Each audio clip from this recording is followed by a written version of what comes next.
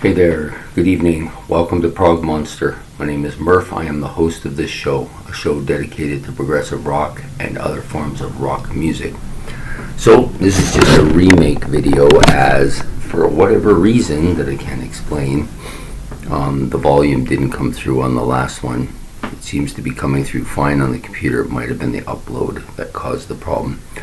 Anyways, we're doing my Ben's album challenge again, and for those of you who have watched it and realized that there was a volume issue, I apologize for that, and you'll have to apologize for this too. It's the only dark spot in my beard that's right in the middle of my lip. Anyways, the album challenge for the week was The Angels, and the album was Face to Face. He told me this was a Australian band. I believe that's what he said. I may have been wrong. I got the impression that it was an Australian band, but actually, when upon looking through it, I realized they were a French group from France, and it's a 5-piece orchestra. Yeah, like it's a orchestral band. No, it's a 5-piece band: guitar, drums, bass, and keyboards, as well as vocalist. All 5 members do backing vocals as well.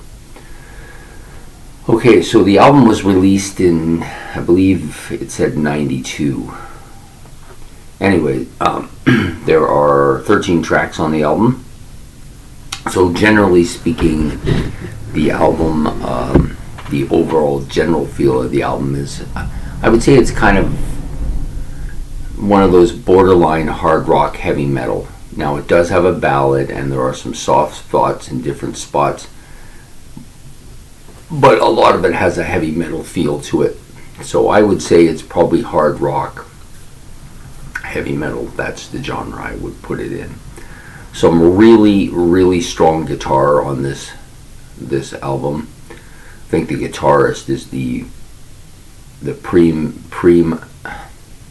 premium individual on this album. Drums are okay, and so is the bass, but I don't even really notice them, so that tells me they're doing their job, but they're not really anything spectacular here. So pretty solid anyways. Keyboardist has a few areas where he excels, and they're usually fairly short bits. They're not very long bits, but there are some noticeable keyboards on the album. Vocalist is where I get a little bit of a problem with him. When he's singing some songs, he's actually pretty good. I don't mind him, but he does a lot of the screeching, which I tend to put. So for me, there's 2 types of heavy metal vocalists or hard rock vocalists. There's the screamer. Well, there's more than 2 types, but for this purpose, there's going to be 2 types. There's the screamers, and there's the screechers.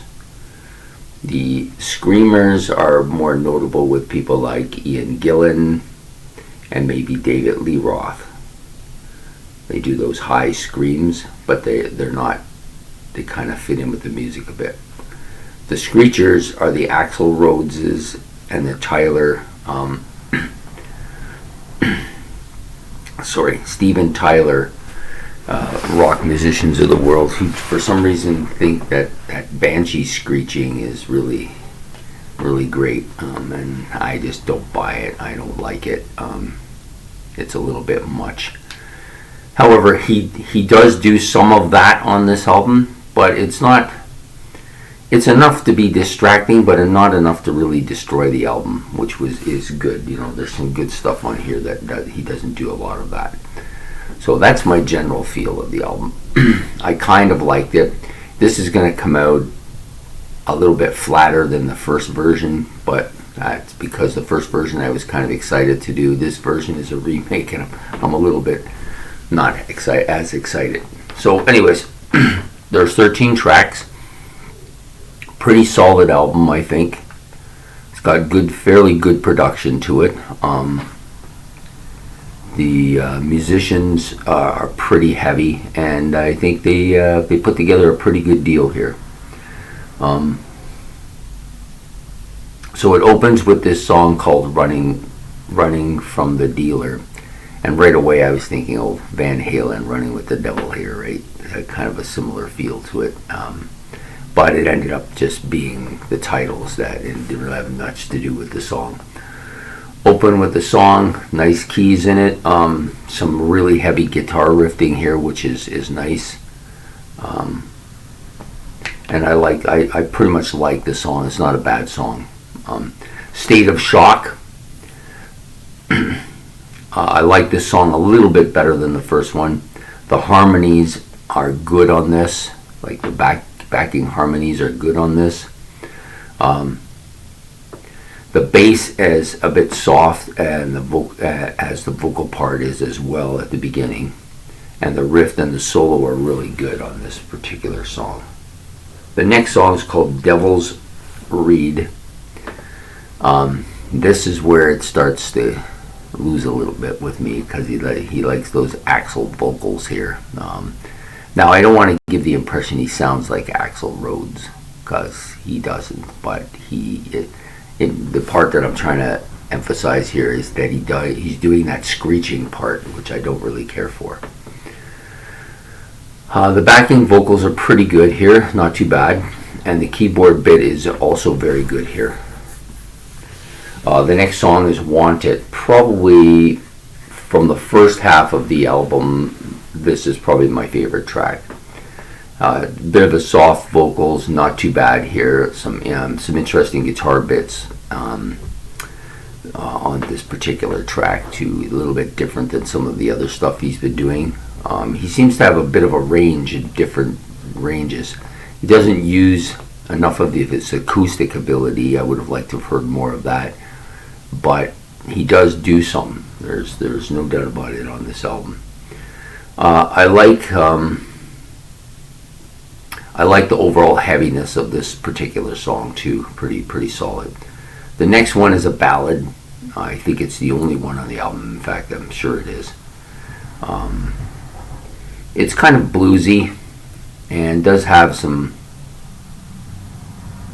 It's not bad. It's not bad by ballad standard. I'm not a ballad fan, but by ballad standards, it's not really that bad. It's pretty solid. And then we get to the last half of the last song on the first half. It's a bit more. This particular track's a little bit more poppy and commercial, but some excellent guitar work here, and the volume, the vocals pass here. They're not too bad. There's not too much screeching.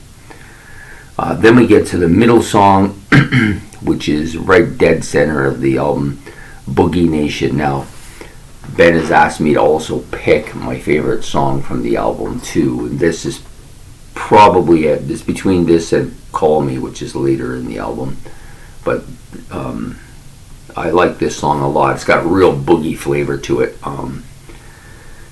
It's fantastic. He handles it so well, the guitar player. I think that particular thing really makes this song really strong.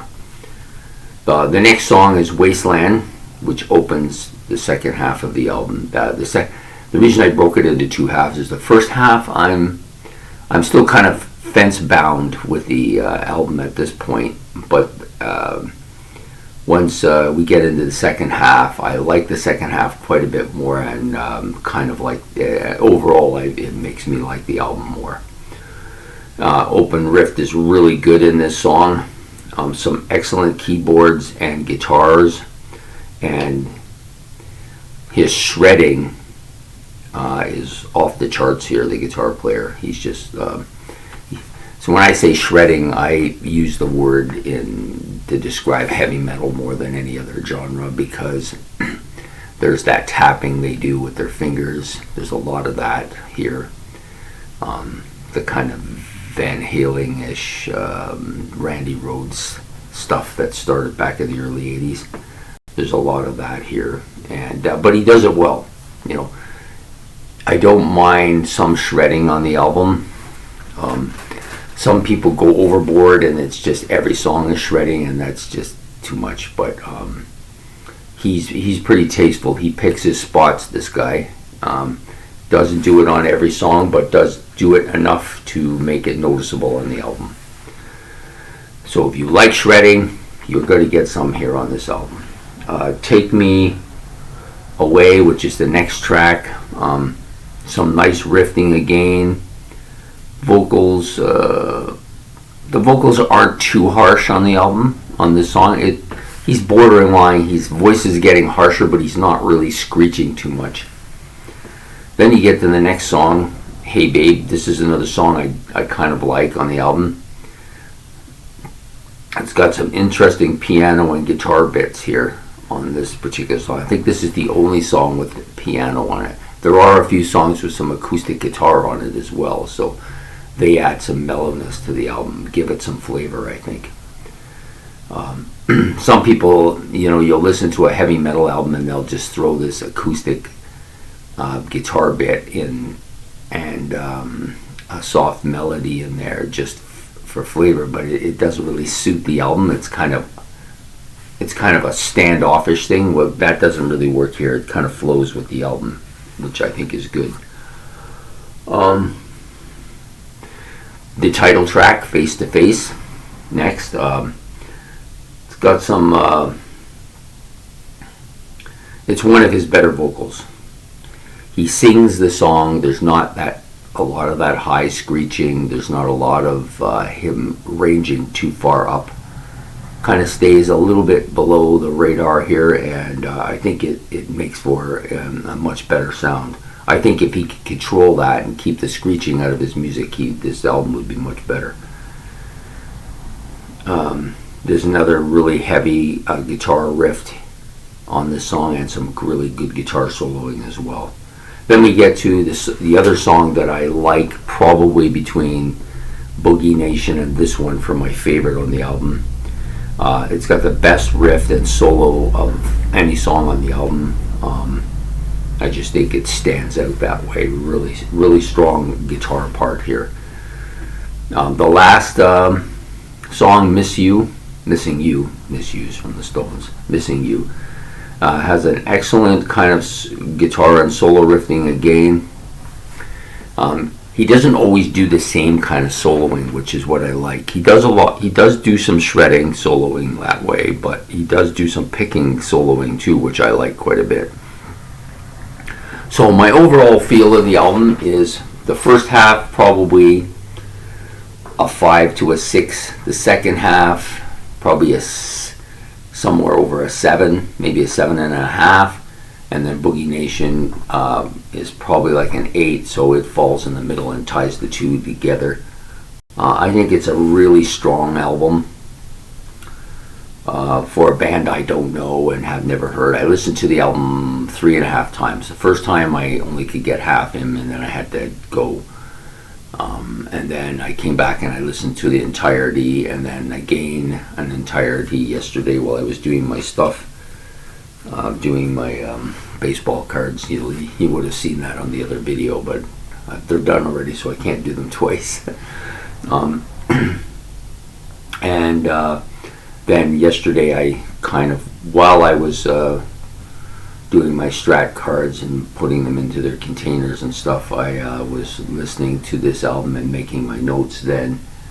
And so it went from the first listen to, which was kind of really periphery, and it wasn't that, I didn't really like it, and to an album I quite like. So but that's normal for me. For those of you who have been following me for a while, you know that I tend to the first listen, I'm not really good with the group most of the time. There are a few albums that are exceptions that do well right away, but then they fade later. But generally speaking, I tend to get better as the more times I listen to an album, the much better it tends to be for me. So overall, my overall feeling of the album is a good one. I originally thought the album had a lot of kind of dated 80s sound to it, but upon reflection and upon listening to it more, I realized there are some elements of that, but not a lot. There's more. It's just a pretty solid hard rock heavy metal album. And most of the songs are pretty decent. Like, there's no real outstandingly bad song on this album. I can't think of any of them. Some of them are weaker than others, but there's a lot of strong stuff towards the end of the album too. So, in my opinion, the album gets better from as you go along. It'll get stronger. So you got to give it a real couple of listens too as well. If you are a heavy metal fan, or a really like hard rock heavy metal that kind of maybe falls in the early Van Halen kind of heaviness, or some of the I'm trying to think of another band, even the other one that he gave me before, the Queensryche album. This kind of ranges in that area. It doesn't sound like either of these albums. I don't want to give that impression. It falls within that metal range. If you like that kind of range, this is a good album for you, I think. So, anyways, I thank Ben once again for giving me this challenge. It was a good one, and I have purchased a couple of the albums that he gave me. Actually, there's only one. I only purchased one of the albums that he gave me prior to the the ones he's given me so far. I purchased one of them. I had one already, and then I also was trying to purchase another one, but the guy was out of stock of that one, so I purchased a different album from the same band. So, it's good. So what this has done is it's got me listening to a few things that most of the stuff I didn't know about or wasn't listening to. So it opened the door for some groups here. So I hope you enjoy this video, and hopefully the vocals come through this time. If you did, please like and subscribe, and we'll be back in a couple weeks with yet another album challenge from my friend Ben. So have a good night, and we will see you again. Bye.